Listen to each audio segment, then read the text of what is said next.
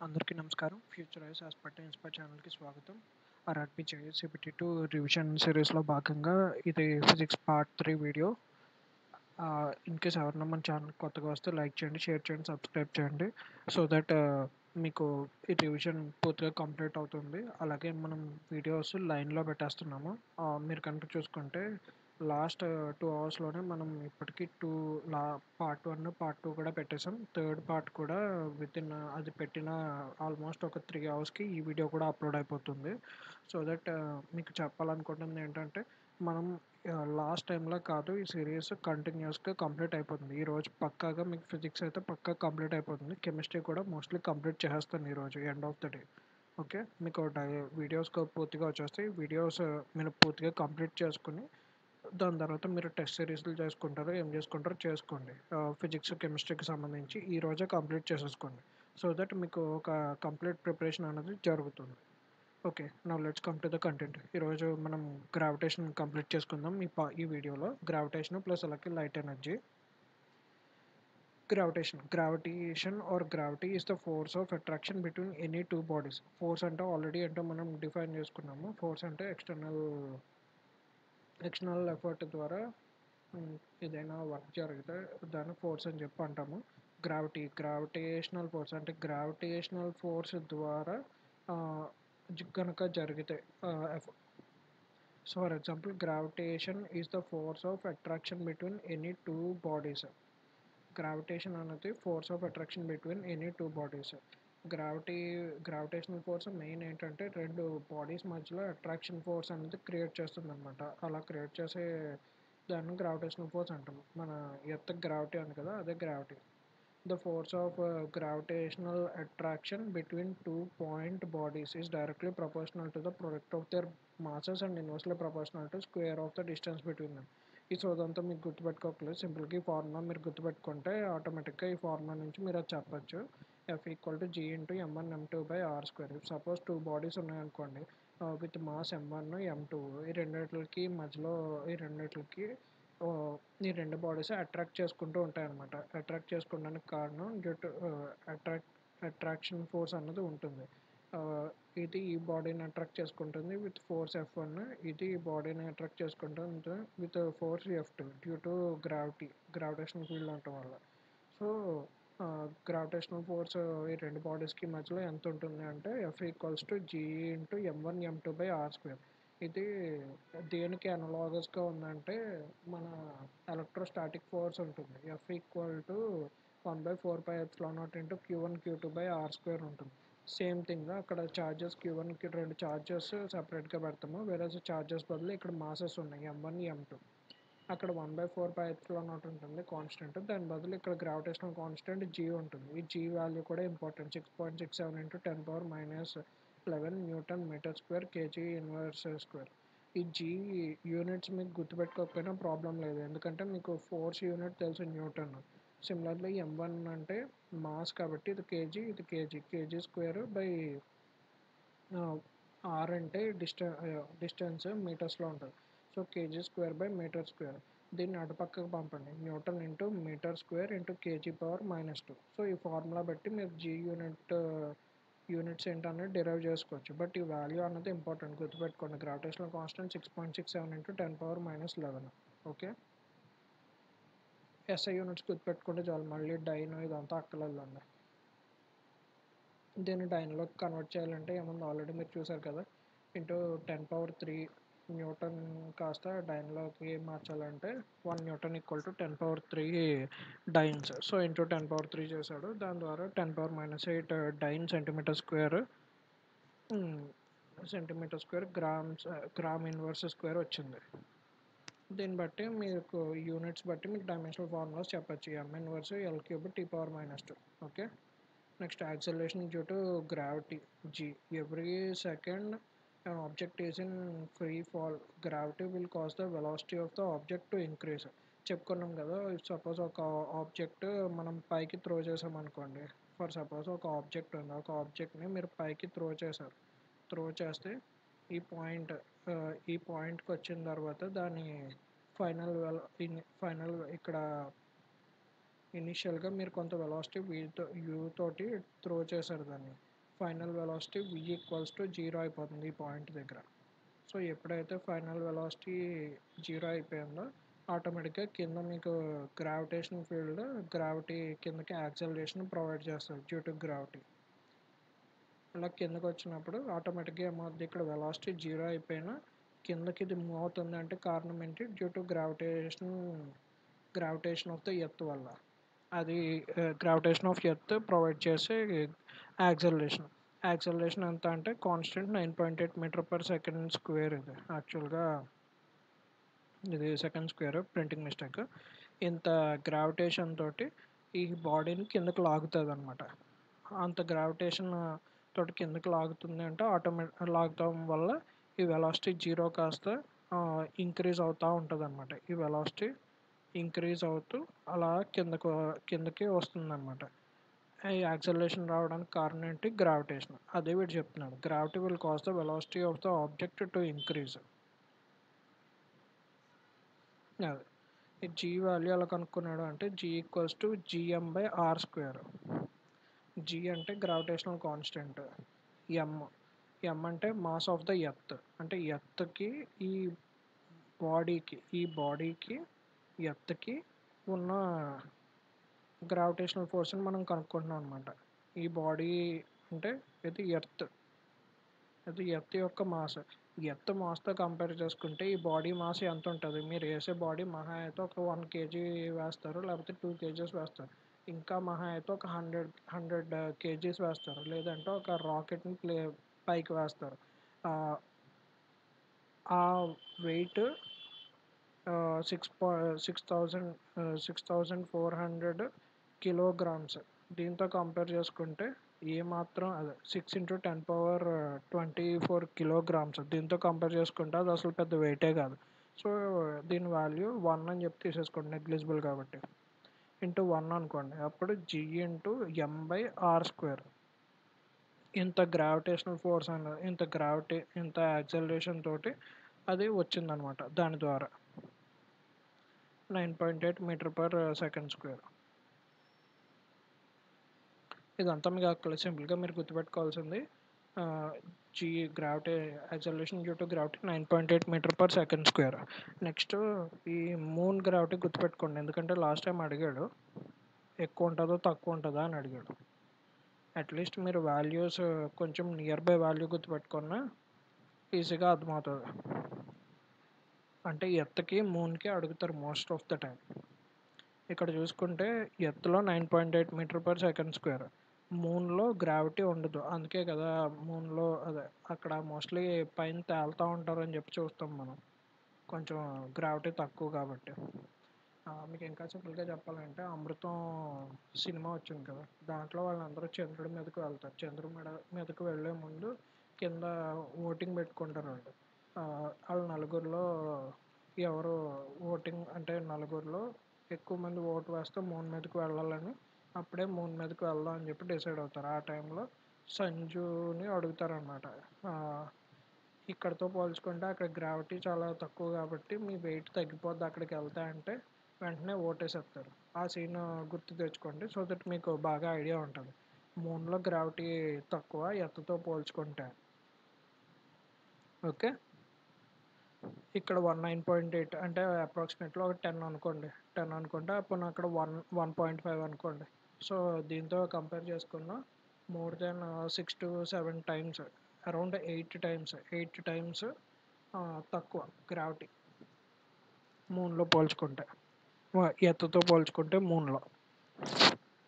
Okay, సన్లో బాగా ఎక్కువ. ఇదంతా అక్కర్లేదు కానీ జస్ట్ ఇది ఒకటి గుర్తుపెట్టుకోండి చాలు. అలాగే మార్స్లో గ్రావిటీ కూడా చూడండి, మార్స్లో చూసుకున్న ఎర్త్లోనే గ్రావిటీ ఎక్కువ. వీనస్ని మోరల్లెస్ మనం ఏమని పిలుస్తామంటే ట్విన్ సిస్టర్ ఆఫ్ ఎర్త్ అంటారు వీనస్ని. ఎందుకంటే గ్రావిటీ కూడా చూసారా ఆల్మోస్ట్ ఈక్వల్గా ఉంది, 9.8 అయితే ఇక్కడ 8.87. బట్ ఆ టెంపరేచర్స్ మనం బేర్ చేయలేం వీనస్లో, అందుకే మనం మార్స్కి వెళ్దాం అని చెప్పి ట్రై చేస్తాం. ఓకే, నెక్స్ట్ దీని బేసిస్ మీద ఒక న్యూమరికల్ ఇచ్చారు. What happens to the gravitational force between two objects if the mass of one object is doubled and the distance between them is also doubled? Mass double చేశాడు, distance double చేశాడు. అప్పుడు gravitational force ఏమవుతుందని చెప్పి అడిగాడు. F=g/m1m2/r². దీని దీని బే ఈ ఫార్ములాని use చేసుకుని మీరు ఆటోమేటిక్గా దీన్ని ఆన్సర్ చేసేయచ్చు. ఫోర్స్ హాఫ్ అవుతుంది. Weight of a body at the moon, as mass and radius of the moon is less than the earth, so the force of gravity at the moon is also less than the earth. Mass అలాగే radius of moon ఎర్త్తో పోల్చుకుంటే చాలా తక్కువ. So ఆటోమేటిక్గా force of gravity moon మీద చాలా తక్కువ అని చెప్తున్నాడు. It's value is almost g/6. అది ఇంపార్టెంట్ అనమాట. 1/6 ఆఫ్ ఎర్త్ గ్రావిటీ ఉంటుంది మూన్ మీద. జియో స్టేషనరీ శాటిలైట్స్ అంటే ఏంటి? Geostationary satellites orbit. Geo అంటే ఎర్త్, స్టేషనరీ అంటే రిలేటివ్ మోషన్ ప్రకారం స్టేషనరీగా ఉంది అంటున్నాడు. ఎర్త్తో అంటే విత్ రెస్పెక్ట్ టు ఎర్త్ స్టేషనరీగా ఉన్నాయి శాటిలైట్స్ అని చెప్తున్నాడు. అంటే with respect to earth satellites stationary అంటే ఎర్త్ ఎలాగూ రివాల్వ్ అవుతూ ఉంటుంది సన్ చుట్టూ రొటేట్ అవుతుంది. వేరాజ్ ఇంటర్నల్గా రివల్యూషన్ అన్నది కూడా చేస్తుంది. ఎర్త్ తన చుట్టూ భూమి కూడా తిరుగుతూ ఉంటుంది. సో ఎర్త్ ఎంత స్పీడ్తో అయితే తిరుగుతుందో అంతే స్పీడ్ తోటి ఈ శాటిలైట్స్ కూడా ఎర్త్ చుట్టూ తిరుగుతున్నాయి అన్నమాట. So that with respect to earth satellites earth రెండు ఒకే ఒకే అంతే స్పీడ్తో తిరుగుతాయి కాబట్టి with respect to earth satellites కూడా స్టేషనరీ అనమాట. మీకు ఇది అర్థం అవ్వాలంటే ఫర్ ఎగ్జాంపుల్ మీరు ఒక ట్రైన్లో మూవ్ అవుతున్నారు, మీ పక్కన ఇంకో ట్రైన్ కూడా మూవ్ అవుతుంది. ఈ రెండు ట్రైన్స్ సేమ్ స్పీడ్లో మూవ్ అవుతున్నాయి అనుకోండి, పక్క ట్రైన్ మూవ్ అవుతుంది అన్న విషయం మీకు కూడా తెలియదు. మీ ట్రైను స్టేషనరీగానే ఉంది, పక్క ట్రైన్ కూడా స్టేషనరీగానే ఉంది అని చెప్పి మీరు అనుకుంటారనమాట. అనిపిస్తుంది అంటే పక్కన మూవ్ అవుతున్నట్టుగా కనిపించదు. ఇలాగా ఉండదాన్ని జియో స్టేషనరీ శాటిలైట్. అంటే విత్ రెస్పెక్ట్ టు ఎర్త్ ఆ శాటిలైట్స్ అనేవి కూడా స్టేషనరీగా ఉంటాయి. అలాంటి శాటిలైట్స్ని జియో స్టేషనరీ శాటిలైట్స్ అంటారు. ఇవి మోస్ట్లీ ఈక్వేటర్ దగ్గర ఆర్బిట్ అవుతాయి. స్లోవర్ ఆర్బిట్ స్పీడ్ తక్కువ 3 km/s appear to be stationary in the sky. ఇవి మనకి కింద నుంచి చూస్తే మనకి అవి స్టేషనరీగా ఉన్నాయని చెప్పి అనిపిస్తాయి. ఇవి మోస్ట్లీ కమ్యూనికేషన్ కోసం, వెదర్ ఫోర్కాస్టింగ్ కోసం యూస్ చేస్తారనమాట. ఫర్ ఎగ్జాంపుల్ ఇప్పుడు మన టీవీ సిగ్నల్స్ కావాలనుకోండి, ఇలా జియో స్టేషనరీ శాటిలైట్స్ ఉంటాయి కాబట్టి అవి ఒక పాయింట్ దగ్గర ఫోకస్ చేస్తాయి అన్నమాట. అంటే ఒక ఏరియాని కవర్ చేయగలుగుతాయి. ఇండియా మొత్తం కవర్ చేయగలిగే అంత కెపాసిటీ ఉన్న శాటిలైట్స్ని పైన డిప్లాయ్ చేస్తారు. సో దట్ అవి ఎప్పుడు ఇండియాను ఫోకస్ చేసి ఉంటాయి కాబట్టి మీకు కమ్యూనికేషన్ అనేది ఫాస్ట్గా బాగా జరుగుతుంది, స్టేషనరీగా ఉంటాయి కాబట్టి విత్ రెస్పెక్ట్ టు ఎర్త్. అలాగే వెదర్ ఫోర్కాస్ట్ చేసి ఇన్ఫర్మేషన్ పాస్ చేయడం కూడా ఈజీగా ఉంటాయి వాటికి. అంటే ఎప్పుడు ఒక సర్టెన్ పాయింట్ ఆఫ్ ప్లేస్ని మాత్రమే ఎప్పుడో మానిటర్ చేస్తూ ఉంటాయి అన్నమాట జియో స్టేషనరీ శాటిలైట్స్ కాబట్టి. ఎంత ఆర్బిట్లో ఇవి రొటేట్ అవుతూ ఉంటాయి అంటే 36,000 కిలోమీటర్స్, అంటే భూమికి 36,000 కిలోమీటర్ల దూరంలో ఇవి రొటేట్ అవుతూ ఉంటాయి అన్నమాట. Polar satellites orbit in north to south direction. అంటే ఒక పోల్ నుంచి ఇంకో పోల్కి రొటేట్ అవుతూ ఉంటాయి పోలార్ శాటిలైట్స్. వేరే జియో స్టేషనరీ శాటిలైట్స్ ఈక్వేటర్ చుట్టూ తిరుగుతూ ఉంటాయి. హయ్యర్ ఆర్బిట్ స్పీడ్, వీటికి స్పీడ్ ఎక్కువ ఉంటాయి, వేరే ఇక్కడ slower orbit speed.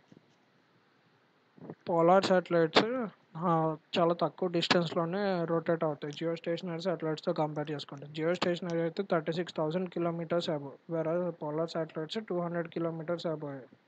appears to move across the sky, used for earth observation. ఎర్త్ను అబ్జర్వ్ చేయడానికి, అలాగే వెదర్ కోసం, అలాగే మిలిటరీ ఆపరేషన్స్ కోసం వీటన్నిటి కోసం యూజ్ చేసేవి ఈ పోలార్ శాటిలైట్స్. మోస్ట్లీ కమ్యూనికేషన్ కోసం, వెదర్ ఫోర్కాస్టింగ్ కోసం జియో స్టేషనరీ శాటిలైట్స్ యూజ్ చేస్తారు. Orbit as low as 200 kilometres above sea level. Okay, next variation of gravity. Gravity variation ఎలా ఉంటుంది అంటే మనం పైకి వెళ్ళే కొద్దీ అంత ఉంటుంది గ్రావిటీ. అలాగే మనం ఎర్త్ ఇన్సైడ్ వెళ్తే గ్రావిటీ ఎలా ఉంటుందో చూద్దాం. Value of G decreases with increasing height. మనం హైట్ ఎత్తుకి ఎదిగే కొద్దీ గ్రావిటీ తగ్గిపోతుంది అనమాట. ఎందుకంటే డిస్టెన్స్ పెరిగిపోద్ది కదా, మనకి ఎర్త్కి మధ్యలో ఉన్న డిస్టెన్స్ పెరిగిపోతుంది. సో డిస్టెన్స్ పెరిగే కొద్దీ ఇఫ్ మనకి గ్రావిటేషనల్ ఫోర్స్ ప్రకారం ఏంటి జీ ఇంటూ m1m2/r² కదా.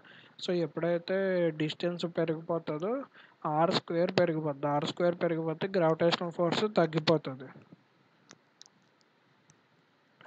with the increasing height of an object and becomes zero at an infinite distance from the earth. ఎప్పుడైతే మనం ఎర్త్ అట్మాస్ఫియర్ దాటేసి ఒక పాయింట్ బాగా హైట్కి వెళ్ళిపోతామో అప్పుడు ఆటోమేటిక్గా గ్రావిటేషనల్ ఫోర్స్ జీరో అయిపోద్ది. అప్పుడు రాకెట్ అన్నది స్పేస్లోకి వెళ్ళిపోద్ది అనమాట. ఓకే. అలాగే value of G decreases with increasing depth. Similarly earth surface నుంచి లోపలికి వెళ్ళిపోతున్నా కానీ ఆటోమేటిక్గా డెప్త్ పెరిగే కొద్దీ గ్రావిటేషన్ ఫోర్స్ అన్నది కూడా తగ్గిపోతుంది. అలాగే సెంటర్లోకి వెళ్ళేటప్పటికి ఇంక మొత్తానికి జీరో అయిపోతుంది. Okay. Next value of G. Value of G is the highest on poles and lowest on equator. ఇది ఇంపార్టెంట్ పాయింట్. మీకు ఇది అంత గమ్మున ఐడియా రాలేదనుకోండి, ఒకటే గుర్తుపెట్టుకోండి. శ్రీహరికోట నుంచి మనం శాటిలైట్స్ లాంచ్ చేస్తాము. మనం ప్రపంచం మిగతా దేశాలతో కంపేర్ చేసుకుంటే బాగా తక్కువ కాస్ట్కి శాటిలైట్ లాంచింగ్ అంతా చేస్తాము. బట్ మన దగ్గర ఇంజన్స్ అన్నీ అంత పవర్ఫుల్ ఇంజన్స్ లేవు రాకెట్స్కి. స్టిల్ అయినా కానీ మనం అతి తక్కువ కాస్ట్లో ఎలా చేయగలుగుతున్నాము అంటే మనం శ్రీహరికోట నుంచి మాత్రమే మనం లాంచింగ్ చేస్తాం జనరల్. లేదా అట్ ప్రజెంట్ అయితే ఒడిశా దగ్గర అబ్దుల్ కలాం ఐలాండ్ అనేది ఒకటి స్టార్ట్ చేశారు. ఆ ఐలాండ్ నుంచి కూడా మిసైల్స్ అవి అక్కడ ట్రై చేద్దామని చెప్పి చూస్తున్నారు.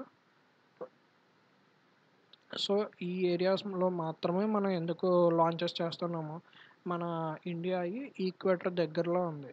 సో ఈక్వేటర్ దగ్గర మీకు గ్రావిటేషన్ అన్నది బాగా తక్కువ ఉంటుంది.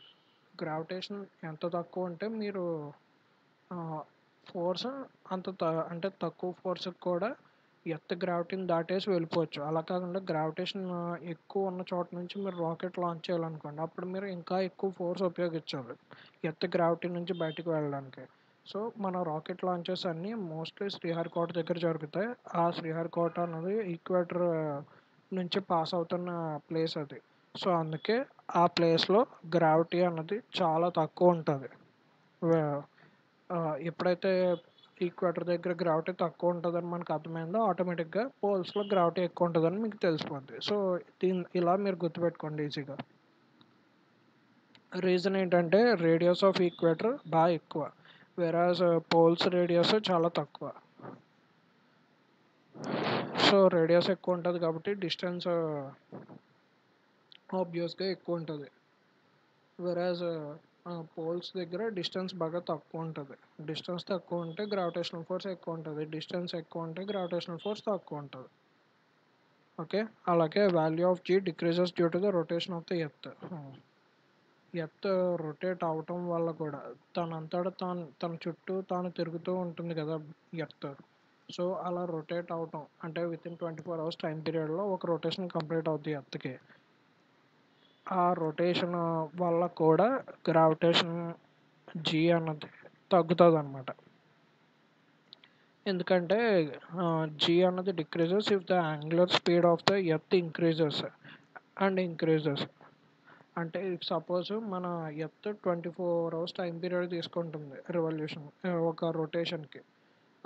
అంటే 23 ఎగ్జాక్ట్గా చెప్పాలంటే 23 hours 56 minutes 4 seconds టైం తీసుకుంటుంది ఎర్త్ ఒక రొటేషన్ కంప్లీట్ చేసుకోవడానికి. అలా కాకుండా డ్యూ టు సమ్ రీజన్స్ రేపన్న రోజు నాడు ఎర్త్ ఒక 24 hours ఎగ్జాక్ట్ టైం తీసుకుంటుంది. In place of 23 hours 56 minutes 4 seconds బదులు ఒక 24 hours రొటేషన్కి టైం తీసుకుంటుంది. అంటే అక్కడ యాంగులర్ స్పీడ్ అనేది ఇంక్రీజ్ అయింది. యాంగులర్ స్పీడ్ ఇంక్రీజ్ అయితే గ్రావిటేషన్ అనేది తగ్గిపోతుంది. ఓకే, అంటే మిమ్మల్ని అడగచ్చు ఇన్ కేసు ఎర్త్ రొటేషన్ ఇంకా రొట్ యాంగులర్ స్పీడ్ అన్నది if suppose earth rotation time అన్నది బాగా అంటే ఎర్త్ యాంగులర్ స్పీడ్ పెరిగిందనుకోండి, అప్పుడు ఆటోమేటిక్గా మీకు గ్రావిటేషన్ జీ వాల్యూ తగ్గిపోతుంది, acceleration due to gravity. If orbital velocity of your satellite is increases by 41%, 41% orbital velocity కనుక ఇంక్రీజ్ చేస్తే ఆటోమేటిక్గా అది ఎర్త్ గ్రావిటీ నుంచి వెళ్ళిపోతుందంట. ఇది ఒక ఇంట్రెస్టింగ్ ఫ్యాక్ట్, కావాలంటే గుర్తుపెట్టుకోండి, లేకపోతే లేదు, ఎగ్జామ్ పాయింట్ ఆఫ్ వ్యూలో అంత ఇంపార్టెంట్ కాదు. Centrifugal force, centripetal force. Petal అంటే ఫ్లవర్ గుర్తుపెట్టుకోండి, ఫ్లవర్కి ఏముంటాయి, పెటల్స్ ఉంటాయి. సో ఫ్లవర్ మధ్యలోంచే కదా విడుచుకునేది, సో సెంట్రిపెటల్ ఎప్పుడు మధ్యలోకే ఉంటుంది. సెంట్రిఫ్యూగల్ ఆటోమేటిక్గా ఎప్పుడైతే పెటల్ లోపలికి ఉంటుంది అన్నామో, మిగిలిన ఫోర్స్ సెంట్రిఫ్యూగల్ ఆటోమేటిక్గా అవుట్ సైడ్ యాక్ట్ చేస్తుంది. ఇక్కడ మీరు ఒక టాంజెంట్ గీస్తే డైరెక్షన్ ఆఫ్ మోషన్ అన్నది తెలుస్తుంది. Centripetal force is a force on an object directed to the center of a circular path that keeps the object on the path. Apparent weight of a person inside the lift increases. మీరు suppose ఒక 50 kgs ఉన్నారనుకోండి, జనరల్గా చూసుకుంటే, ఇప్పుడు అదే weighing మిషన్ని lift లోపలికి పట్టుకెళ్ళి అక్కడ మీ వెయిట్ చూసుకున్నారనుకోండి, అప్పుడు మీ వెయిట్ అన్నది ఇంక్రీజ్ అయిపోద్ది. అంటే 60 kgs ఉన్న వాళ్ళు కాస్త 65 kgs అయిపోతారు. అలా కాకుండా మీరు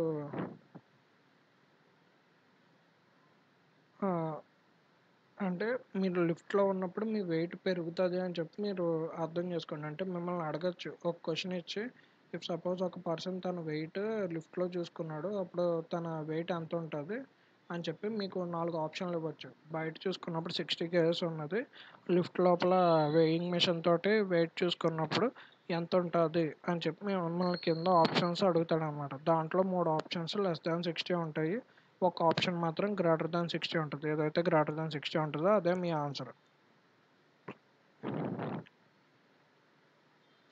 అది కూడా ఎప్పుడు అంటే మీరు లిఫ్ట్ అనేది అప్వర్డ్ మోషన్ కనుక జరిగితే, అలా కాకుండా లిఫ్ట్ కిందకి వెళ్తుంది అనుకోండి, అప్పుడు మీ వెయిట్ అన్నది తగ్గుతుంది. Okay, apparent weight is equal to the actual weight. అలా కాకుండా లిఫ్ట్ మూవ్ అవ్వకుండా అలా కాన్స్టెంట్గా ఉంది, అప్పుడు మీ వెయిట్ అన్నది సేమ్ అలాగే ఉంటుంది, నార్మల్ వెయిటే ఉంటుంది.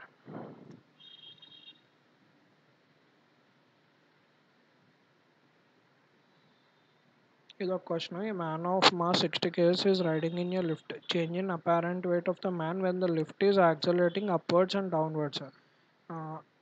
లిఫ్ట్ పైకి వెళ్తే ఏమవుతుందన్న, లిఫ్ట్ ఎప్పుడైతే పైకి వెళ్తుందో ఆటోమేటిక్గా మీ వెయిట్ కూడా పెరుగుతుంది. సో ఎమ్ ఇంటూ జీ ప్లస్ ఏ అనమాట. గ్రావిటీతో పాటు ఆ లిఫ్ట్ ఎంత యాక్సలరేషన్ తోటి అయితే పైకి మూవ్ అవుతుందో అది కూడా కలిపి, అప్పుడు 12 ఇంటూ 60 అవుతుంది. అప్పుడు 720 న్యూటన్స్ వెయిట్ ఉంటారు మీరు. వేరే లిఫ్ట్ కనుక కిందకి వెళ్తుంది అనుకోండి, గ్రావిటీ కిందకి యాక్ట్ చేస్తుంది, లిఫ్ట్ కూడా కిందకి యాక్ట్ చేస్తుంది. లిఫ్ట్ అక్కడ చూసుకుంటే యాక్సలరేషన్ ఎంజీ కిందకి, వేరాజ్ మీ యాక్సలరేషన్ పైకి. సో ఇది ప్లస్ అవుతుంది. ఇక్కడ చూసుకుంటే ఇక్కడ మైనస్ అవుతుంది, రెండు కిందకే ఉంటాయి కాబట్టి MG minus MA. So 480 newtons downwards. నార్మల్గా అయితే నార్మల్ వెయిట్ మీద నార్మల్గా అయితే మీరు 600 న్యూటన్స్ ఉంటారు. ఓకే, ఇదంతా గ్రావిటేషనల్ ఫోర్స్. ఇప్పుడు క్యాప్లర్స్ లా చూస్తాం. క్యాప్లర్స్ లా మీద మీకు లాస్ట్ టైం క్వశ్చన్ వచ్చింది, 2019లోనే వచ్చినట్టుంది క్వశ్చన్. క్యాప్లర్స్ లాలో మొత్తం 3 లాస్ ఉంటాయి. 3 లాస్ మీకు తెలిస్తే ఆన్సర్ చేసేయచ్చు దీని మీద వచ్చే బిట్స్. కోపర్నికస్ మోడల్ని బేస్ చేసుకుని క్యాప్లర్స్ లాస్ అన్ని ఇచ్చారు. సన్ సెంటర్లో ఉంటుంది, సోలార్ సిస్టమ్ మధ్యలో ఉంటుంది అనమాట. Laws of orbits First law: each planet revolves around the sun in an elliptical orbit with the sun situated at one of the two foci. Elliptical orbit ఉందనుకోండి, elliptical ఆర్బిట్లో మీకు తెలుసు రెండు ఫోకస్లు ఉంటాయని చెప్పి, ఇది ఒక ఫోకల్ పాయింట్ F1, ఇది ఒక ఫోకల్ పాయింట్ F2 అనుకోండి. ఈ రెండు ఫోకస్ పాయింట్లో ఏదో ఒక పాయింట్లోని సన్ అనేది లొకేట్ చేయబడి ఉంటుంది. ఇన్ కేస్ ఒక ఆర్బిట్ గుండా ప్లానెట్ కనుక మూవ్ అయితే ఆ ఆర్బిట్కి ఏదో ఒక ఫోకల్ పాయింట్లోనే సన్ అన్నది సన్ అన్న వాడు ఉంటాడు అని చెప్పి చెప్తున్నారు అనమాట. ఇది ఫస్ట్ లా.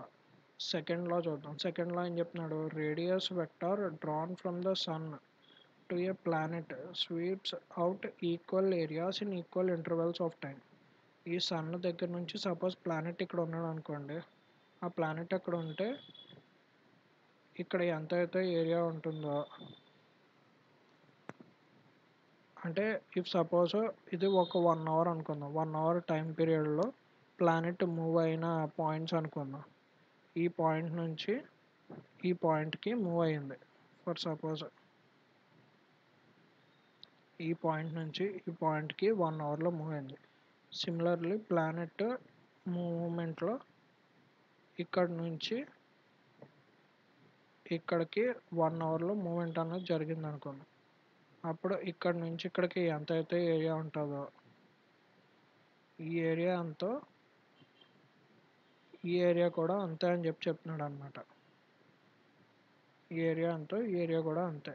అంటే with in same period of time planet move అవుతున్న పొజిషన్స్ ఉంటాయి కదా, రెండు పొజిషన్కి ఏరియా కనుక చూస్తే అక్కడికి ఎంత ఏరియా అయితే ఉందో సేమ్ అంతే టైం పీరియడ్లో మూమెంట్ జరిగిన రెండు పాయింట్స్కి మనం ఒక క్లోజ్డ్ ఫిగర్ ఫామ్ చేసి ఏరియా కనుక్కుంటే ఈ area A1 equals to A2 అని చెప్పి చెప్తున్నాడు. ఇది A1 అనుకుంటే ఈ రెండు పాయింట్స్ మధ్య మూవ్ అవడానికి ప్లానెట్కి 1 అవర్ పట్టింది. సో ఈ area A1 equals to A2 అని చెప్పి చెప్తున్నాడు అనమాట. ఇది second law. That means area velocity of a planet around the sun is constant.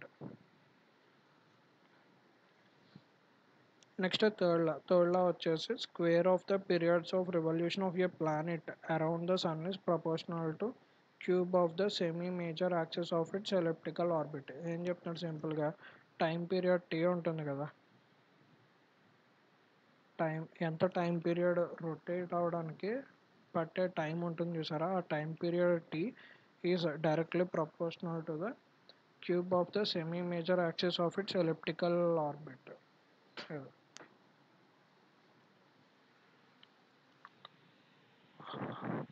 ఆ రేడియస్లో 1/3 ఉంటుంది అని చెప్పి చెప్తున్నాడు. Next orbital velocity, escape velocity.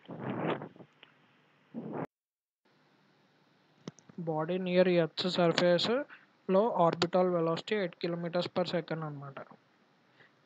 ఇది ఆర్బిటాల్ వెలాసిటీ. అలా కాకుండా ఎస్కేప్ వెలాసిటీ అంటే ఎంత వెలాసిటీ ఇస్తే గ్రావిటేషనల్ ఫీల్డ్ దాటేసి వెళ్ళిపోతుంది బాడీ, దాన్ని ఎస్కేప్ వెలాసిటీ అంటారు. ఇది VA = √2gr. Minimum velocity required to escape the gravitational pull of the earth. ఈ ఎర్త్ సర్ఫేస్లో ఎస్కేప్ వెలాసిటీ ఫిక్స్డ్. ఈ వాల్యూ గుర్తుపెట్టుకోవాలి, 11.2 km/s. 1.2 km/s. Relation between escape velocity and orbital velocity. Orbital velocity की escape velocity की relation V = √2v0. Okay, ఇక్కడతోటి మనకి gravitation అనే topic complete అయింది. ఇప్పుడు మనం రిఫ్లెక్షన్ ఆఫ్ లైట్ అనే టాపిక్ చూద్దాం రండి. The phenomena of bouncing back of a ray of light often falling on a polished surface is known as reflection of light. అంటే ఒక లైట్ రే ఇలాగ ఇన్సిడెంట్ అయిన లైట్ రే మళ్ళీ రివర్స్లో bounce back అయితే దాన్ని రిఫ్లెక్షన్ ఆఫ్ లైట్ అంటారు. అది దీని మీద ఒక పాలిష్డ్ సర్ఫేస్ మీద, పాలిష్ చేసినటువంటి సర్ఫేస్ మీద ఇన్సిడెంట్ అయిన లైట్ రే రీబౌన్స్ కనుక అయితే దాన్ని రిఫ్లెక్షన్ ఆఫ్ లైట్ అని చెప్పి అంటారు అనమాట. Laws of reflection. దీంట్లో మనం ఫస్ట్ చూడాల్సింది లాస్ ఆఫ్ రిఫ్లెక్షన్. ఏ లైట్ అయితే పడుతుందో ఆ లైట్ని ఇన్సిడెంట్ రే అంటారు. అలాగే రిఫ్లెక్ట్ అయిన రేని రిఫ్లెక్టెడ్ రే అని చెప్పంటారు. రీబౌన్స్ అయిన లైట్ని రేని. Angle of incident ray and the reflected ray with taking normal in between them. ఇది 90 degrees అనమాట ఈ ప్లేన్ మిర్రర్కి. ఈ 90 degrees normal. With respect to normal incident ray ఎంత యాంగిల్ చేస్తుంది? సపోజ్ థీటా అనుకుందాం. Theta I incident ray angle. Reflected ray నార్మల్తో చేసే angle theta R అనుకుందాం. వీళ్ళు చెప్తుంది ఏంటి? Theta I equals to theta R అని చెప్తున్నాడు లాస్ ఆఫ్ రిఫ్లెక్షన్ ప్రకారం ప్లేన్ మిర్రర్ మీద. The incident ray normal to the mirror at a point of incidence and reflected ray all lie in the same plane. వీడేం చెప్తున్నాడు? Incident ray అంటే incident ray. Next normal to the mirror, ఇది normal అనమాట. ఇది normal to the mirror. ఈ normal at the point of incidence అంటే ఈ point దగ్గర. అండ్ ద రిఫ్లెక్టెడ్ రే ఇది. ఈ మూడు సేమ్ ప్లేన్. ఈ మూడు సపోజ్ ఇక్కడ మనం ప్లేన్ గీసాం అనుకోండి, ఇదే ప్లేన్లో ఈ మూడు ఉంటాయి అని చెప్తున్నాడు అనమాట. ఇది సెకండ్ లా. ఇది first law theta equal to theta R. Second law వచ్చేసి incident ray, normal ray, reflected ray ఈ మూడు ఒకే ప్లేన్ మీద ఉన్నాయి అన్నది సెకండ్ లా అనమాట. ఈ రెండు laws of reflection. Regular reflection, irregular reflection అంటే ఏంటో చూద్దాం. occurs on smooth surfaces and produces a clear image. మనం ఎప్పుడు ప్లేన్ మిర్రర్స్ మీదే రిఫ్లెక్షన్ అన్నది జరగదు, వేరే వేరే చోట్ల కూడా జరుగుతూ ఉంటుంది రిఫ్లెక్షన్. ఫర్ ఎగ్జాంపుల్ మీరు కనుక చూసుకుంటే మీ టీవీ స్క్రీన్స్ మీద లైట్ పడి అది కూడా రిఫ్లెక్ట్ అవుతూ ఉంటుంది. బట్ సపోజ్ మీరు ఒక ట్యూబ్ లైట్ వేసారనుకోండి, ఆ ట్యూబ్ లైట్ రే రిఫ్లెక్షన్ అన్నది మీ టీవీ స్క్రీన్స్ మీద వాటి మీద కనిపిస్తుంది, బట్ అంత క్లియర్గా కనిపించదు. రీజన్ ఏంటంటే అది ఇర్రెగ్యులర్ రిఫ్లెక్షన్ అనమాట. రఫ్ సర్ఫేసెస్ మీద కనుక జరిగితే రిఫ్లెక్షన్ ప్రొడ్యూసెస్ ఏ డిఫ్యూజ్డ్ ఇమేజ్. అలా కాకుండా occurs on smooth surfaces clear ఇమేజ్ని ప్రొడ్యూస్ చేస్తుంది. ఇదంతా రిఫ్లెక్షన్. ఇప్పుడు refraction of light. Refraction is bending of light as it passes from one medium to another medium. ఒక మీడియం నుంచి ఇంకో మీడియంకి వెళ్తున్నప్పుడు లైట్ అన్నది బెండ్ అవుతున్నట్టుగా కనిపిస్తే ఆ ఫినామినాన్ని రిఫ్రాక్షన్ అని చెప్పి అంటారు. ఫర్ ఎగ్జాంపుల్ మీకు చెప్పాలంటే when a pencil is placed in a glass of water, అప్పుడు ఆ పెన్సిల్ ఏదో మధ్యలోకి వంగినట్టుగా కనిపిస్తుంది చూసారా, దాన్నే రిఫ్రాక్షన్ అంటారు అనమాట. ఇది మనకి ఆర్ఆర్బీ జేఈ సిబిటి 1లో కూడా అడిగిన క్వశ్చన్. ఇది మీకు గుర్తుందో లేదో.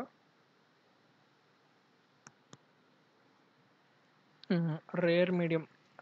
ఇది యాక్చువల్గా ఫినామినా ఎప్పుడు జరుగుతుంది అంటే, ఇక్కడ కనుక చూసుకుంటే రేర్ మీడియం ఏంటి? Rare medium light travels faster like air.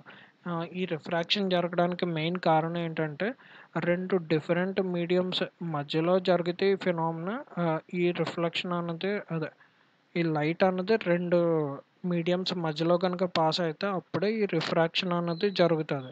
ఆ రెండు మీడియంస్లో ఒక మీడియం రేరర్ మీడియం, ఇంకో మీడియం డెన్సర్ మీడియం అవుతుంది. కంపారిజన్ చేసుకుంటారు రెండు మీడియంస్ని with respect to another one compare చేస్తే ఒకటి డెన్సర్ మీడియం అవుతుంది, ఒకటి రేరర్ మీడియం అవుతుంది. ఈ ఈ పర్టికులర్ ఎగ్జాంపుల్లో కనుక చూస్తే లైట్ ఎయిర్ నుంచి వాటర్లోకి ట్రావెల్ చేస్తుంది. ఎయిర్ అన్నది రేరర్ మీడియం, వెరాజ్ వాటర్ అన్నది డెన్సర్ మీడియం. ఏది డెన్సర్ ఏది రేరర్ అని ఎలా చెప్తామంటే, దానికి రిలేటివ్ డెన్సిటీ ఉంటుంది, దాన్ని బట్టి ఇండెక్స్ ఉంటుంది అనమాట. దాన్ని బేస్ చేసుకుని ఏది రేరర్ ఏది డెన్సర్ అన్నది చెప్తాం అనమాట. When compared to air water అన్నది denser medium. So denser medium కాబట్టి స్లోగా ట్రావెల్ చేస్తుంది లైట్, వెరాజ్ రేరర్ మీడియంలో లైట్ అన్నది ఫాస్ట్గా ట్రావెల్ చేస్తుంది. అందుకే మనకి రిఫ్రాక్షన్ అన్నది జరుగుతుంది. Rarer to denser. Light ray bends towards the normal. Light ray bends towards the normal వెరాజ్ డెన్సర్ టు రేరర్ అయితే అవే ఫ్రమ్ ద నార్మల్. అయితే జనరల్గా అందరూ గుర్తుపెట్టుకోవటానికి ఇబ్బంది పడుతూ ఉంటారు. రేరర్ టు డెన్సర్లో టువర్డ్స్ నార్మల్ లేకపోతే డెన్సర్ టు రేరర్లో టువర్డ్స్ నార్మల్. రేరర్ అంటే ఏంటి ఆర్, డెన్సర్ అంటే ఏంటి డి. ఇప్పుడు నార్మల్ దగ్గరికి వెళ్తున్నాయా దూరంగా వెళ్తున్నాయా అని చెప్పి మీకు తెలియాలి. సో దీనికి సింపుల్గా నేను ఏం చెప్తానంటే, మీకు ఏబిసిడీలు తెలుసు కదా, ఏబిసిడి ఆర్డర్ ప్రకారం ఆర్, ఏబిసిడి, ఈఎఫ్జిహెచ్ ఐజేకేఎల్ ఇలాగ చూసుకుంటే ఆర్, ఆర్ ఆర్ తర్వాత ఏమొస్తుంది P Q R S T U V W X Y Z. Z తర్వాత మళ్ళీ స్టార్టింగ్కి వచ్చాయండి ఏబిసిడి. అంటే ఆర్ నుంచి డికి షార్టెస్ట్ డిస్టెన్స్లో కనుక చూసుకుంటే మధ్యలో ఎక్కడ ఎన్ వచ్చిందా రాలేదు. సో అందుకని ఎన్ మధ్యలో లేదని చెప్పి ఎన్ దగ్గరికి వెళ్తున్నాయి అనమాట. సో టువర్డ్స్ నార్మల్ ఇది, ఎన్ వైపుగా వెళ్తున్నాయి. అలా కాకుండా denser to rarer, D to R, D నుంచి ఆర్కి వెళ్తున్నాం మనం.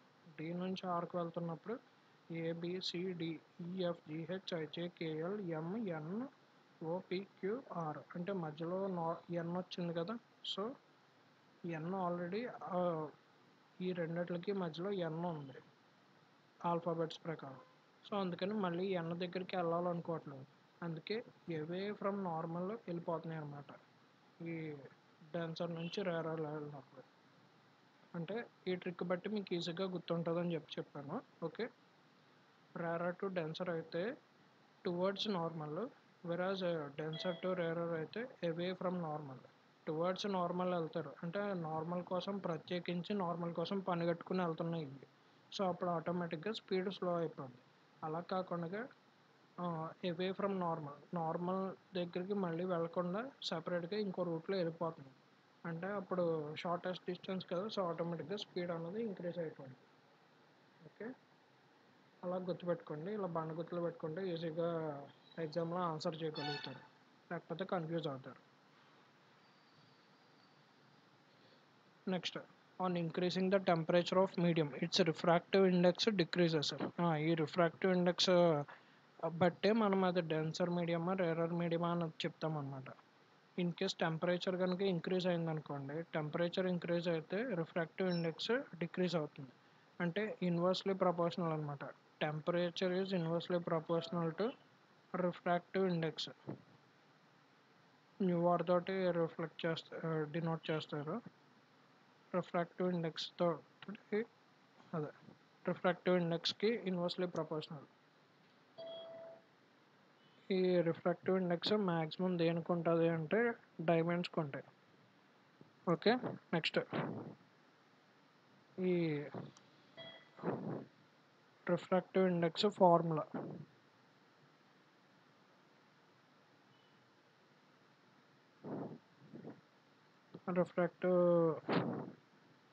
రిఫ్రాక్టివ్ ఇండెక్స్ ఫార్ములా కనుక చూసుకుంటే index of refraction N equal to velocity of light in vacuum by velocity of light in the medium. ఇది index of refraction. Ratio of the velocity of light in vacuum, ఇది important ఎందుకంటే దీని మీద previously bit వచ్చింది. Velocity of light in vacuum to the velocity in a specific medium. Total internal reflection n equal to 1 by sin c if the angle of incidence in tensor medium is greater than critical angle c. అప్పుడే total internal reflection జరుగుతుంది. Angle of incidence అన్నది greater than critical angle అయితేనే total internal reflection అన్నది జరుగుతుంది. Then the ray is reflected back into the first denser medium. దాన్ని total internal reflection అంటాం. మీకు internal reflection ఎప్పుడు జరుగుద్దా అని చెప్పి మీకు డౌట్గా ఉందా అంటే సింపుల్గా గుర్తుపెట్టుకోండి. డైమండ్ బాగా షైన్ అవడానికి కారణం ఏంటి? ఇంటర్నల్ రిఫ్లెక్షన్ జరగడం వల్ల. టోటల్ ఇంటర్నల్ రిఫ్లెక్షన్ డైమండ్లో జరుగుతుంది అంటే ఫస్ట్ లైట్ అన్నది మీకు ఎయిర్ నుంచి డైమండ్ లోపలికి వెళ్తుంది, అంటే రేరర్ టు డెన్సర్లో వెళ్తున్నప్పుడే మీకు ఇది జరుగుతుంది. సో దాన్ని బట్టి మీరు అర్థం చేసుకోవాల్సింది ఏంటి, ఫ్రమ్ రేరర్ టు డెన్సర్ వెళ్తే ఆటోమేటిక్గా మీకు టోటల్ ఇంటర్నల్ రిఫ్లెక్షన్ జరుగుతుంది అని చెప్పి మీరు అర్థం చేసుకోవాలి.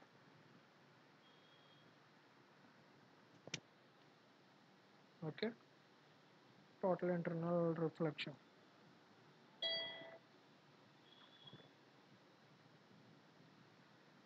Necessary condition for total internal reflection, ఇది important thing. Angle of incidence greater than critical angle అయితేనే ఈ టోటల్ ఇంటర్నల్ రిఫ్లెక్షన్ జరుగుతుంది. Light should go from denser to rarer medium.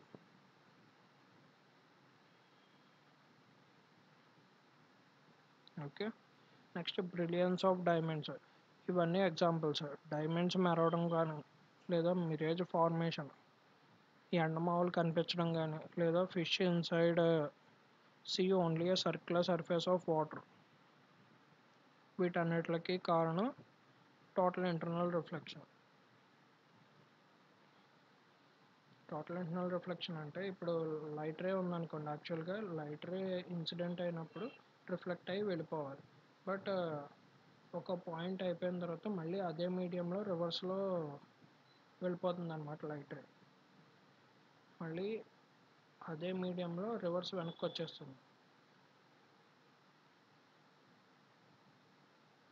అలా జరిగితే దాన్ని టోటల్ ఇంటర్నల్ రిఫ్లెక్షన్ అంటారు. మళ్ళీ డైమండ్లో ఇలాగా ఇంటర్నల్గానే రిఫ్లెక్ట్ అవుతూ ఉంటుంది. సో ఆ లైట్ రే డైమండ్ లోపలే తిరుగుతూ ఉంటుంది కాబట్టి ఆటోమేటిక్గా మీకు డైమండ్ బాగా మెరుస్తున్నట్టు కనిపిస్తుంది. ఎక్కడెక్కడైతే లైట్ రే ఇంటర్నల్గా తిరుగుతూ ఉంటుందో అక్కడ ప్రతి చోట మెరుస్తున్నట్టుగా కనిపిస్తుంది మీకు. సో అందుకే డైమండ్ బాగా మెరుస్తున్నట్టు కనిపిస్తుంది, బాగా షైనీగా కనిపిస్తుంది అన్నిటికన్నా. ఎందుకంటే డైమండ్ని ఆ షేప్లో కట్ చేస్తారు. 23.5 degrees ఎంత ఉంటుంది క్రిటికల్ యాంగిల్ డైమండ్కి. సో లైట్ అన్నది ఆ యాంగిల్లోనే ఇంటర్నల్ రిఫ్లెక్షన్ జరుగుతుంది అనమాట. Next Snell's law. Ratio of the sine of angle of incident to that of sine of angle of refraction is always constant. Sine A by sine R constant. I అంటే incident angle, R అంటే refracted angle. Refractive index of second medium with respect to first medium. Velocity of light in first by velocity of light in second medium. Second medium యొక్క refractive index చెప్పాలి with respect to first. So with respect to ఏదైతే ఉందో దాన్ని మనం న్యూమరేటర్లో తీసుకుంటాం అనమాట. అది బై సెకండ్ మీడియం. అప్పుడు మీకు refractive index of second medium with respect to first medium వస్తుంది. విత్ రెస్పెక్ట్ టు ఏదైతే ఉంటుందో దాన్ని మనం న్యూమరేటర్లో తీసుకుంటాం. ఇన్ జనరల్ మనం విత్ రెస్పెక్ట్ టు ఎయిట్ తోటి మెజర్ చేస్తాం అన్నట్టు. సో అందుకని పైన speed of light in vacuum by speed of light in that medium అని చెప్పి రాస్తాం. ప్లేన్ మిర్రర్స్ మీకు ఎప్పుడు ఇచ్చే images virtual and erect images. మీకు ఇలాగే కనిపించేది. మీరు ప్లేన్ మిర్రర్స్లో కనుక చూసుకుంటే ఆపోజిట్లో ఎవరో ఉన్నట్టుగా కనిపిస్తుంది. అంటే ఇమేజ్ ఫార్మేషన్ అనేది back side of the mirror జరుగుతుంది. సో అది వర్చువల్ ఇమేజ్. ఇక్కడ రిఫ్లెక్ట్ అయ్యింది సేమ్ ఇక్కడే కనుక ఇమేజ్ ఫార్మేషన్ అనేది మీరు ఇక్కడ ఏదైనా తెర పెడితే తెర మీద కనుక వచ్చింది అనుకోండి, అప్పుడు దాన్ని రియల్ ఇమేజ్ అంటారు. అలా కాకుండా ఇన్సైడ్ ద మిర్రర్లోనే ఇమేజ్ ఫామ్ చేసినట్టుగా కనిపిస్తే దాన్ని వర్చువల్ ఇమేజ్ అంటారు. సో ఇది వర్చువల్ ఇమేజ్. సో ఎరెక్ట్ అంటే స్ట్రైట్గానే ఉంది ఇమేజ్, మీ తలకాయ కింద కాళ్ళు పైన కనిపించలేదు కదా, అలా కనిపిస్తే దాన్ని ఇన్వర్టెడ్ అంటారు. అలా కాకుండా మీరు ఎలా అయితే ఉన్నారో సేమ్ అదే రకంగా కనిపిస్తే దాన్ని ఎరెక్ట్ ఇమేజెస్ అంటారు. సో ప్లేన్ మిర్రర్స్ ఎప్పుడు వర్చువల్ ఎరెక్ట్ ఇమేజెస్ ఫామ్ చేస్తాయి. సో అందుకే మనం చూసుకోవడానికి మేకప్లు చేసుకోవడానికి దానికి వాడే మిర్రర్లన్నీ plane mirrors maximum. Flat mirrors that reflect light at the same angle it hits the mirror. Image formed same size as object but laterally inverted. Laterally inverted అంటే లెఫ్ట్ రైట్ కింద రైట్ లెఫ్ట్ కింద కనిపిస్తుంది అందుక. Next minimal length of plane mirror so the full image of object is visible. మొత్తం పూర్తి అంటే మీరు top to bottom మిర్రర్‌లో కనిపించాలి అంటే మీరు minimum length of plane mirror so the full image of height h is visible అంటే if suppose మీరు 5 అడుగులు ఉన్నారనుకోండి మినిమం మిర్రర్ లెంత్ 2.5 మీటర్స్ కనుక ఉంటే అది సపోజ్ 2.5 అడుగులు ఉందనుకోండి అప్పుడు 5 అడుగుల మనిషి పూర్తిగా కనిపిస్తాడు. అలా కాకుండా 6 అడుగుల మనిషి కూడా కనిపించాలి అంటే ఆ మిర్రర్ యొక్క లెంత్ 3 అడుగులు ఉండాలి, 3 ఫీట్ ఉండాలి. ఓకే, అంటే మీరు ఎంత హైట్ ఆబ్జెక్ట్ని చూడాలనుకుంటున్నారో దాంట్లో కనీసం ఒక half of the length of the mirror ఉండాలి అక్కడ. అప్పుడే మీరు ఆ ఆ ఆబ్జెక్ట్ని పూర్తిగా చూడగలుగుతారు మిర్రర్లో. ఇది important point. Next spherical mirrors. మనం ప్లేన్ మిర్రర్స్ చూసాం, ఇప్పుడు స్పెరికల్ మిర్రర్స్లో spherical mirrors అంటే curved mirrors that can be further classified into concave and convex mirrors. Spherical mirrors ని further classify చేయొచ్చు. concave mirrors ఉన్నాయి, convex mirrors అని. concave mirrors అంటే mirror with inward curved, లోపలికి ఉండాలి కర్వ్. ఇది కాన్కేవ్, కర్వ్ ఇన్సైడ్ కర్వ్ ఉంది. So దీన్ని కాన్కేవ్ అంటారు. Image formed depends on the placement of the object. మీరు ఆబ్జెక్ట్ ఎక్కడైతే ప్లేస్ చేస్తారో దాన్ని బట్టి ఇమేజ్ ఫామ్ అవుతుంది. కాన్కేవ్ మిర్రర్ అన్నది కాన్వర్జింగ్ మిర్రర్ అనమాట. కన్వర్జ్ అవుతాయి. కన్వర్జ్ అంటే ఏంటి అంటే అన్నీ ఒక పాయింట్ దగ్గర మీట్ అవ్వడానికి ట్రై చేస్తే దాన్ని కన్వర్జన్ అంటారు. ఇలాగా మీట్ అవ్వడానికి ట్రై చేస్తే దాన్ని కన్వర్జింగ్ అంటారు. సో ఇలాగ అన్నీ ఒక పాయింట్ దగ్గర మీట్ అవ్వడానికి ట్రై చేస్తాయి కాన్కేవ్ మిర్రర్లో. ఇలాగ రిఫ్లెక్ట్ అయిన రేస్ అన్నీ ఒక పాయింట్ దగ్గర మీట్ అవ్వడానికి ట్రై చేస్తుంది కాబట్టి దీన్ని కన్వర్జింగ్ మిర్రర్ అంటారు. అలా కాకుండా కాన్వెక్స్ మిర్రర్లో అనుకోండి, కాన్వెక్స్ మిర్రర్లో ఈ రిఫ్లెక్ట్ అయిన లైట్ రేస్ అన్నీ ఇలాగ డీవియేట్ అయిపోతాయి అన్నమాట. ఎక్కడ మీట్ కాకుండా ప్యారలల్గా డివైడ్ అయిపోతాయి. దీనికి ఇది ప్యారలల్. సో రకంగా చూసుకోవాలంటే ఇవి ఎక్కడ మీట్ అవ్వవు అంత గమ్ముని. సో డైవర్జింగ్ అంటారు. సో కాన్వెక్స్ మిర్రర్ అన్నది diverging mirror, versus concave mirror అన్నది ఇన్వర్డ్ కర్వ్డ్ కదా, ఇది కన్వర్జింగ్ మిర్రర్ అనమాట. These mirrors bulge outwards. Convex మిర్రర్లో బల్జ్ అవుట్వర్డ్. ఇక్కడ చూసుకుంటే మీరు కాన్వెక్స్ మిర్రర్ అన్నది అవుట్ సైడ్ బయటికి ఏదో కర్వ్ వచ్చినట్టుగా, పొట్ట వచ్చినట్టుగా ఉంటుంది.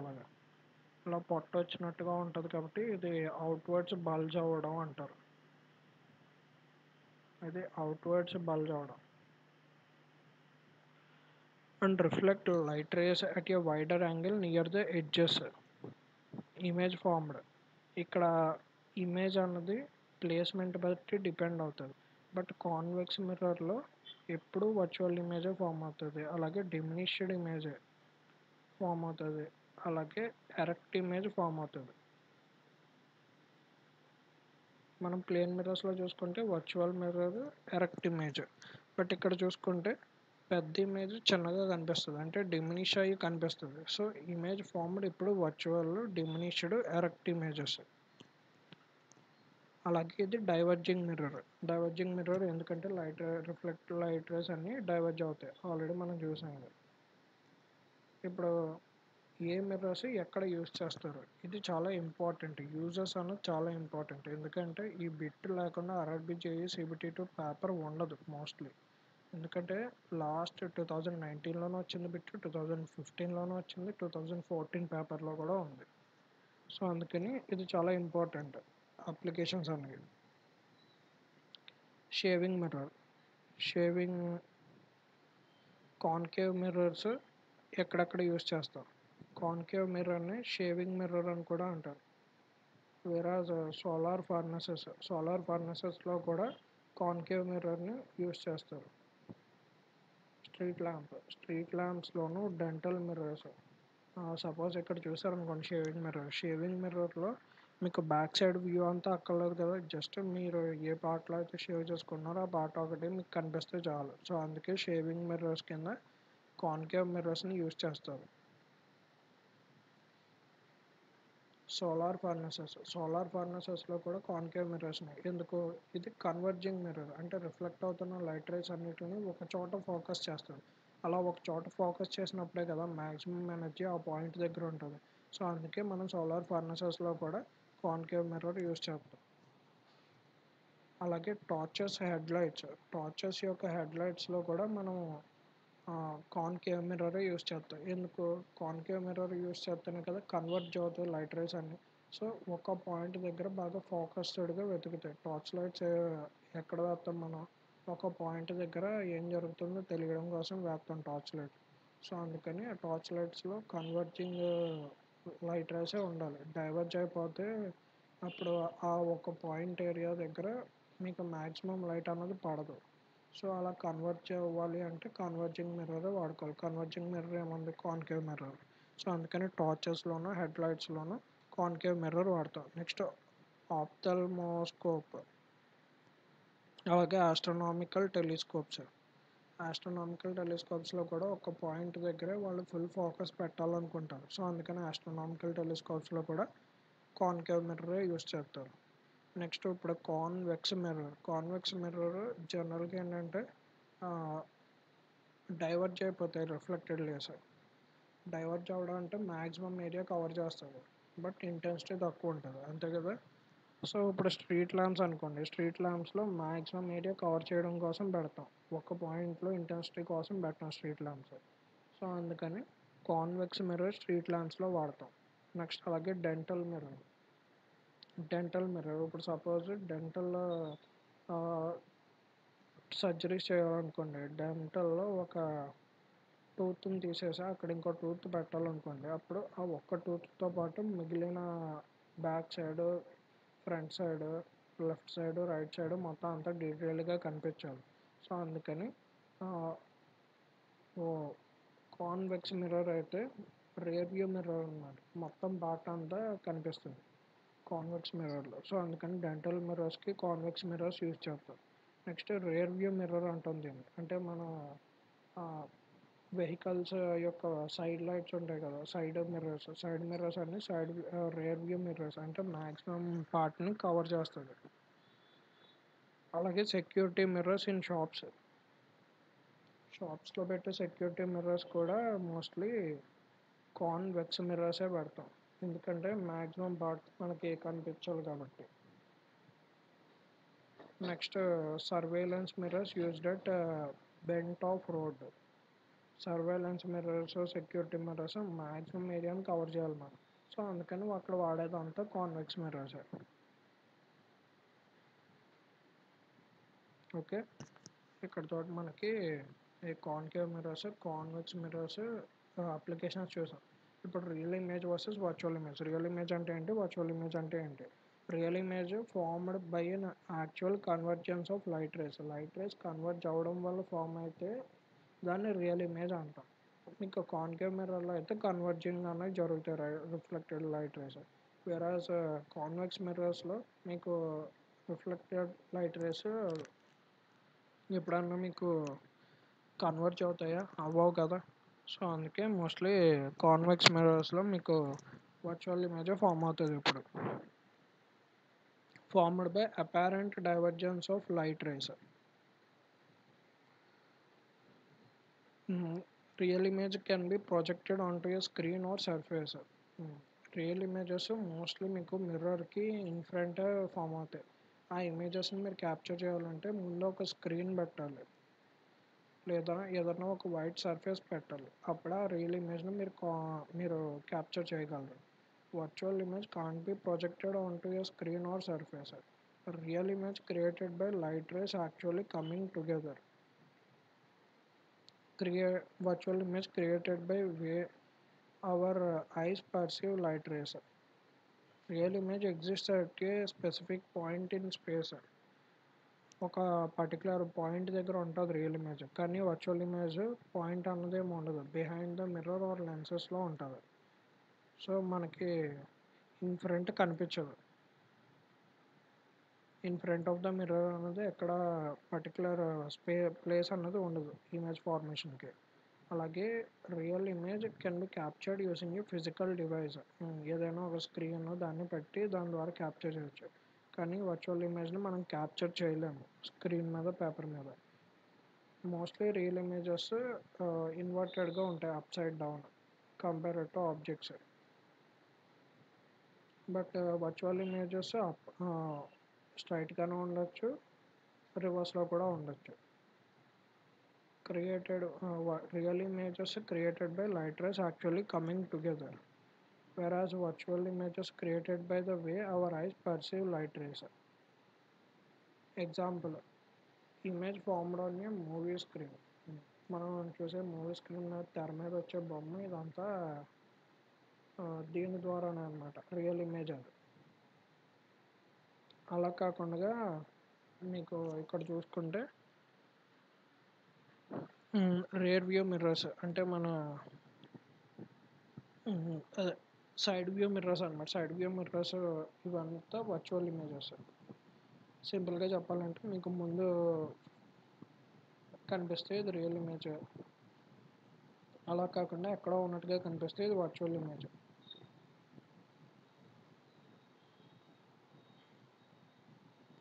ప్రిన్సిపల్ యాక్సెస్, దీంట్లో టెర్మినాలజీస్ చెప్తున్నాడు ఇక్కడ కూడా. యాక్చువల్గా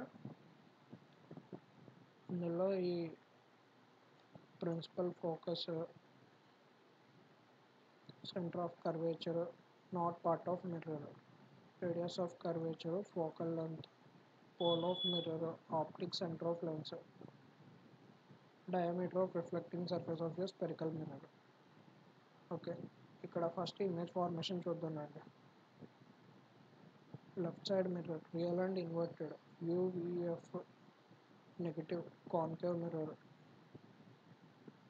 లెఫ్ట్ సైడ్ మిర్రర్.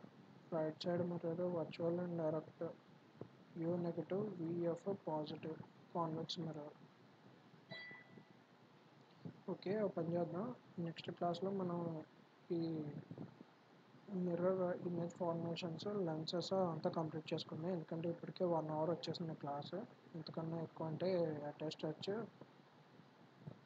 మీరు వినలేరు. సో అందుకే మనం నెక్స్ట్ వీడియోలో మిగిలిన పార్ట్ కంప్లీట్ చేద్దాము. లైట్ అన్నది చాలా ఇంపార్టెంట్ కాన్సెప్ట్, ఎందుకంటే ఈ ఇమేజ్ ఫార్మేషన్ దగ్గర అందరూ బాగా ప్రాబ్లమేటిక్గా ఫీల్ అవుతారు. సో అందుకని మనం నెక్స్ట్ వీడియోలో ఈ ఇమేజ్ ఫార్మేషన్ అంతా డీటెయిల్డ్గా కంప్లీట్ చేసుకుందాము. Okay, thanks for watching. In case ఎవరైనా వీడియో మన ఛానల్ సబ్స్క్రైబ్ చేసుకోకపోతే సబ్స్క్రైబ్ చేసుకోండి, లైక్ చేయండి, షేర్ చేయండి, కామెంట్ చేయండి. అలాగే మీకు ఏమైనా డౌట్స్ ఉంటే కింద కామెంట్స్లో మెన్షన్ చేయండి. సో దట్ మనం నెక్స్ట్ క్లాస్లో అక్కడే మీకు రిప్లై అనేది ఇచ్చేస్తాను. అలాగే ఏమైనా ఇంప్రూవ్మెంట్స్ కావాలంటే నెక్స్ట్ క్లాస్లో ఇంప్రూవ్ చేసి చెప్తాను మీకు ఎలా కావాలంటే అలాగా. Okay, thank you.